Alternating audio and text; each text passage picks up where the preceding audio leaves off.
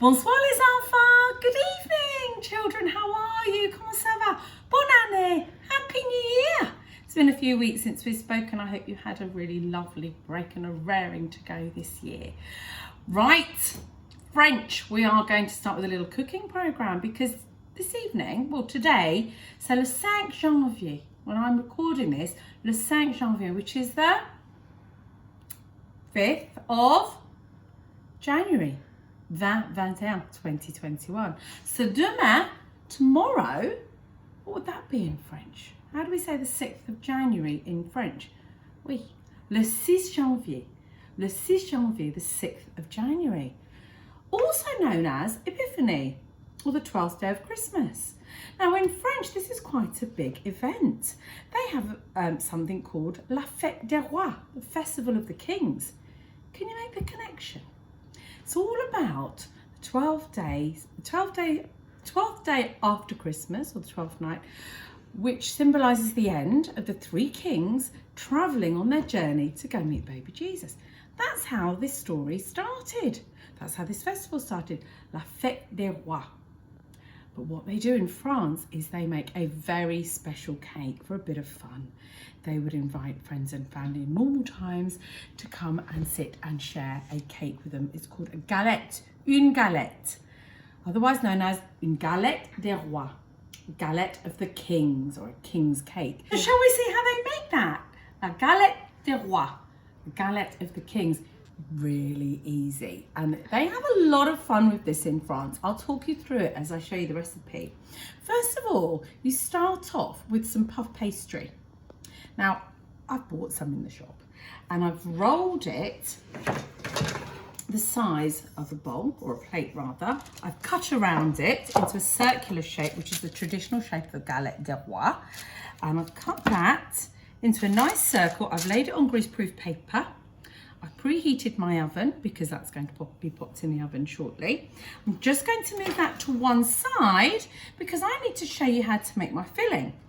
So for the filling, I need du sucre. Du sucre. What was du sucre? That's right, sugar. Remember, we've done quite a bit of cooking before, so I'm wondering if you'll remember the name of these ingredients. So du sucre, some sugar. I've got 100 grams of sugar. I have beaten into my sugar. I have already beaten, 100 grams of du beurre. You're absolutely right, du beurre. So 100 grams of butter. I've beaten that. I actually started beating it with my wooden spoon, but then I did finish it off with an electric whisk, I can't deny. And into that, I've put in not one, but 2 eggs. Can you remember how we say eggs? 1 egg, un œuf.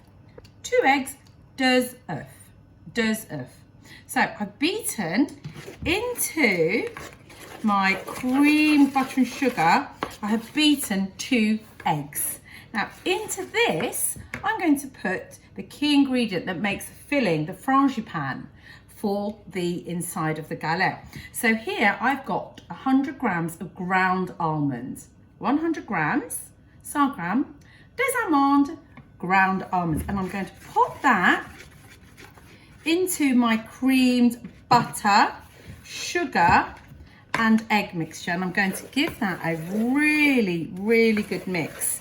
Now, in France, what they would do is layer this on the first circle of puff pastry. Now, some people might put a layer of confiture, a layer of jam, maybe strawberry or apricot, on the base of their puff pastry first of all, but I'm actually going to do mine plain. So obviously nice and sweet, this filling. And what we do, quite simply, we are going to leave a little gap around the edge, but we're going to just spoon and then spread the almond, sugar, butter and egg mixture into the center of our puff pastry circle. Gives it that lovely sweet filling. And I'm not going too close to the edges because we're going to put another disc of pastry at the top, on top of it, and we'll see that in a moment. And just going to go as close to the edges as possible. Try to even that out a little bit. Now, here's the fun part. In France, what they do is they hide a little trinket, into the frangipan, into the filling. Now, it could be something to symbolise what Epiphany is about. So we've got a little baby in a manger there. It could be something fun, like a little trinket of a cake itself. It could be, nowadays it could be something like a little Disney character or a cartoon. This is called une fève.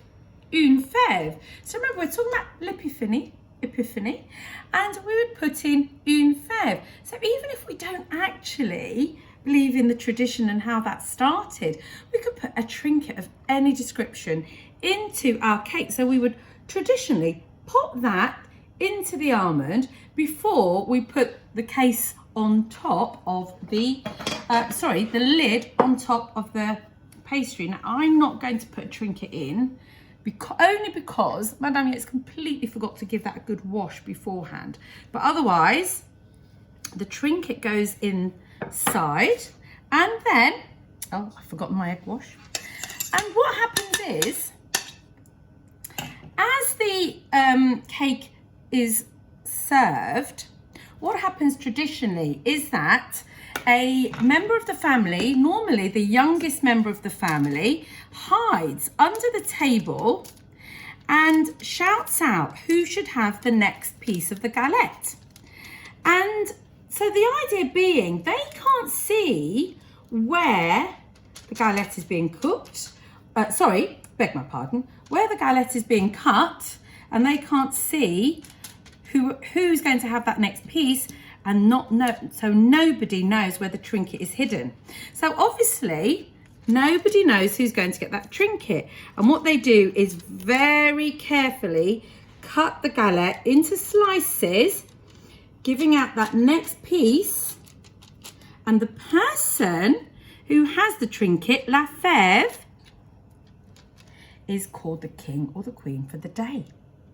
So le roi, the king, or la reine for the day. I'll come back to that in a moment. What I did forget to tell you is that I have just beaten up one egg to create an egg wash. I've brushed a bit of the egg wash around the edges of my galette, and then I have obviously washed my hands. I'm just pressing the edges down, and then what I'm going to do to help my galette to rise, I am going to generously brush over some of the egg wash in the hope that my galette will rise and will look something like a traditional French galette des rois. I'm quite excited because I've heard about these for years, but I've never ever actually made one. So time will tell how this is going to go. Now here's where you might want an adult to help you, as well as using the oven. What they do in France is they actually score the top of the galette to create a pattern. Now obviously the pattern can be entirely up to whoever is baking the galette, and by scoring, what we're doing is we're not actually cutting the pastry completely so we go through to the other side, but we're just causing a little indentation so that a pattern is created. So we'll see how that turns out. And then what I'm going to do, I am actually going to just prick the knife through in a couple of places along the galette, just to let some steam escape. So there you go, Madame Yates' first attempt at galette de roi. As I said, it was just Chapeau puff pastry, 100 grams of ground almonds, des amandes, 100 grams of sugar. Can you remember what sugar is? du sucre, 100 grams of butter, remember that, du beurre, cream the butter and sugar together at first, then beat in 2 eggs, 2 œufs, and then tip in your 100 grams of ground almonds. If you can't find ground almonds, you could crush some at home. And then you put your first disc of puff pastry on, spoon your filling, your frangipane filling into the center, use your egg wash to secure another lid of pastry. That is une tradition française, a French tradition. So I'm going to pause the video, pop this into the oven. I've just paid attention to the instructions on the pastry box. So hopefully in 10 minutes time, I can unpause my video and we'll see what our galette looks like. Et voila, and there you go, Madame Yates' first attempt at une galette de roi, a pastry of kings. It's not as high as I would have liked. I'd liked it to have risen. And I've got to confess, we did have a little escape of the frangipane. I think I put possibly too much into the middle. So maybe just put a bit less. And obviously, traditionally, there would be, don't forget, une fève. What was une fève? I wonder if you can remember. That's right, a little trinket would be inside the galette. So I'm just going to try to lift this off. Obviously, you might need help with this because it is hot. Let's remove this. Apologies. And I'm going to pop it onto my serving plate. And what they might do in France, obviously they might sprinkle some icing sugar or decorate it however they want to. They might pop a little crown on the top of it. Obviously you can make of it what you will, but don't forget, the joy and the fun of it is a little one, the youngest son in the family, traditionally, could be a variation of a theme, hides under the table, and each time a slice is cut, they decide who gets the next piece, not seeing where that little trinket might be. And the person who gets the trinket, well, they would become le roi, the king, or la reine, the queen for the day. Now let's have a look at how this looks inside. It's making me obviously a little bit sad that I can't share it with wider family. But there you go. I'm sure the galettes in France are a little bit puffier than mine. But there you go. So there's your almond and frangipane filling. And I wonder if I had hidden a trinket, who would have got that? So there you go, La Galette de Roi. Story of how they celebrate Epiphany, the last day of Christmas, the 12th day of Christmas in France traditionally. So there you have another tradition française, another French tradition. Until next time, au revoir. Take care, everybody. Au revoir.